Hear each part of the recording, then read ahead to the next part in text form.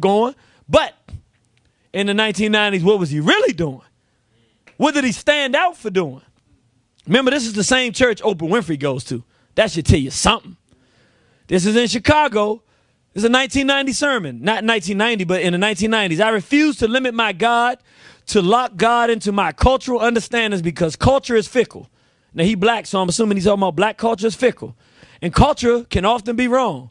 Culture was wrong about slavery. Culture was wrong about women. Culture was wrong about Africans and Native Americans. I guess that he's saying white culture is wrong about that. And culture was wrong about Christ. I've been the pariah among many of my clergy colleagues who somehow see me as defective or not quite saved because I won't join them in their homophobic, gay bashing, and misquoting of Scripture.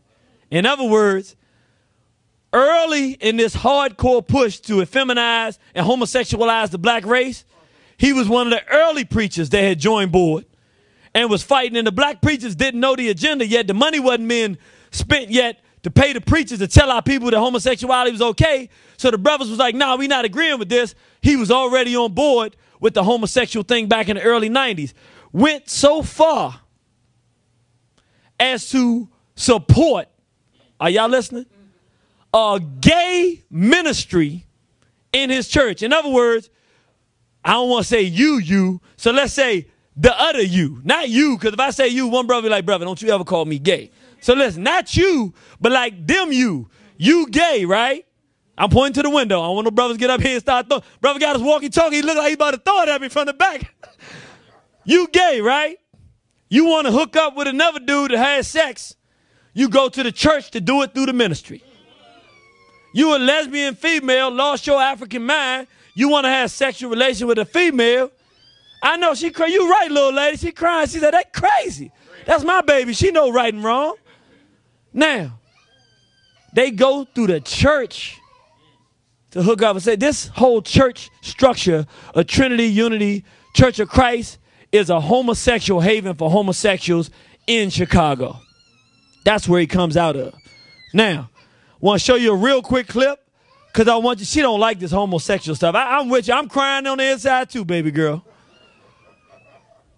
I want to show you this from 2004 to show you how they marched this thing in on us.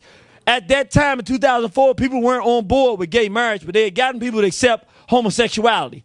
So he played it really politically cool. He said he was against gay marriage, but he was in favor of homosexuality. I'm going to ask you a very quick follow-up question. Do you believe homosexuality is a choice? No, I don't. You think it's innate? I think that for the most part it is innate. I think that obviously it may vary in certain circumstances, but I think that it is something that is a part of their identity. Now, that being the case, Mr. Obama, that being the case, if something is not a choice, if something is innate, then why isn't it a civil right? And why isn't your support of civil unions as opposed to marriage, does that amount to separate but equal? No, I think there are a whole host of things that are civil rights, and then there are other things, such as traditional marriage, that I think express a community's concern and regard for a particular institution. So marriage is not a civil right as far as you're concerned? I don't think marriage is a civil right, but I think that but I think that being able to transfer property is a civil right. You think marriage is a human right? I think not being able to, not being discriminated against is a civil right. I think making sure that we don't engage in the sort of gay bashing that I think has unfortunately dominated this campaign, not just here in Illinois, but across the country, I think is unfortunate. And I think that that kind of mean-spirited attacks on homosexuals is something that the people of Illinois generally have rejected. Bottom line is, his position was, I'm against gay marriage, but I'm for homosexuality. Everybody having rights and all this stuff. So they walked him in the office real cool, said, don't put the gay marriage thing on him yet, because that'll be too much for the black community. But then something happened. I'm going to ask you a very now I'm going to show y'all a clip now. Y'all ain't going to get mad at me, are you? You sure? Now, I'm not asking you to believe what you're about to hear. That's not why I'm showing you the clip.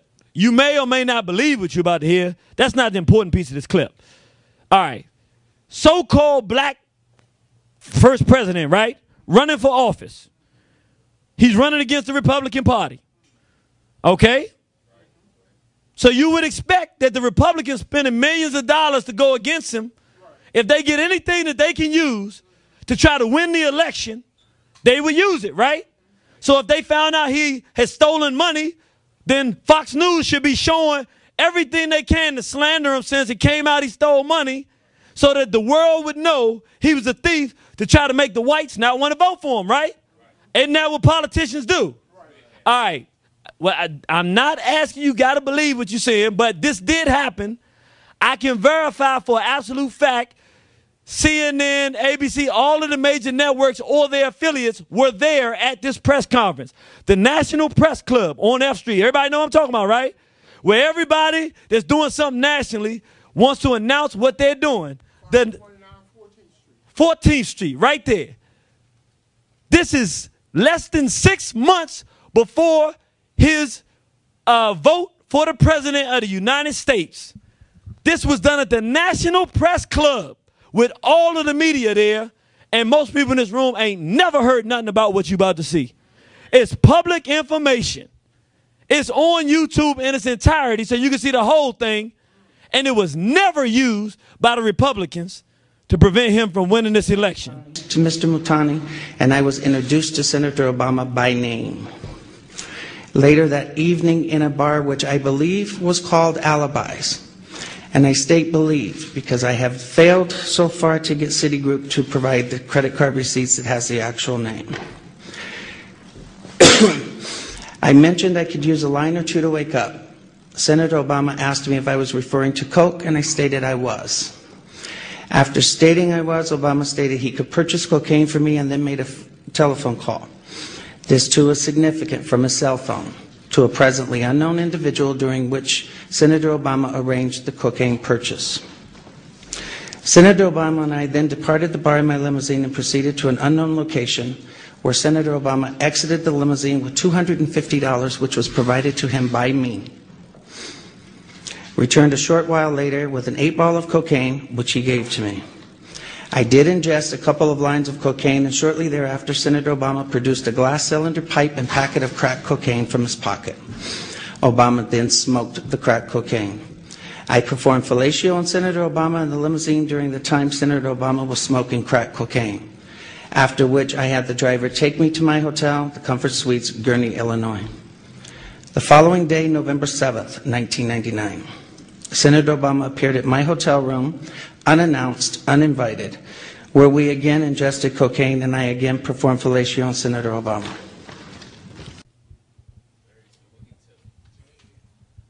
That's a little part of the press conference. Again, I'm not asking you, do you believe it or not? Is there any way possible you are running against this guy? He black in America, so so-called black, even though we know he really a mulatto because he came out that white womb. But he looked black.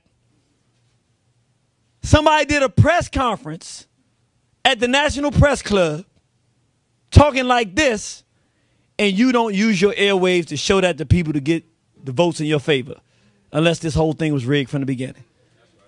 Is that a reasonable? How many people in here never heard what you just heard before just now? Raise your hand. That's your first time. For the record, brothers and sisters who are not here, it's 90% of the room. Meaning, we know now how controlled the media is. Because it doesn't even matter if it's true or not. Does this steal an election from anybody that's running for office? Or even a local election? You can't even get a little community board thing with something like this come out on you. Much less a presidency of the United States. It gets much worse than this, but we want you to understand, oh, it's much worse than this. We want you to understand, I'm not going to show you, but this guy is a flaming homosexual. And he believes in this thing not because it's a political platform. This is who and what he is, which now should make a whole lot more sense to you why the things that are happening. But let's show you so you don't just think the only thing he did with homosexuals is that one little thing that we saw. I want you to really get a full weight of what he's doing with this homosexual agenda. So can we start plowing through this and look at this homosexual march against our race? Let's go and look at the legislation. Right before he gets in office, the United Nations wanted to vote because all the black nations around the world, the Arab nations, was like, we against homosexuality. The white nation said, no, we're going to make every nation around the world accept homosexuality. And we wanted all the nations to sign. All the black nations, the Arab nations said no. The white nation said, we don't care what you say, we agree to it. And America said, we're not going to sign just yet. This is December 2008. Why they didn't sign just yet? Bush was in office. If they're going to push homosexuality on the black nations of the world, do they want Bush to try to do it? Who they want to do it? Somebody that looked like him. So they waited a few months, and then June 2009, 6 months after in office. This is on whitehouse.gov. You can go there and see it right now. Lesbian, Gay, Bisexual, and Transgender Pride Month 2009. By the President of the United States of America. This is a proclamation. My administration has partnered with the LGBT community to advance a wide range of initiatives.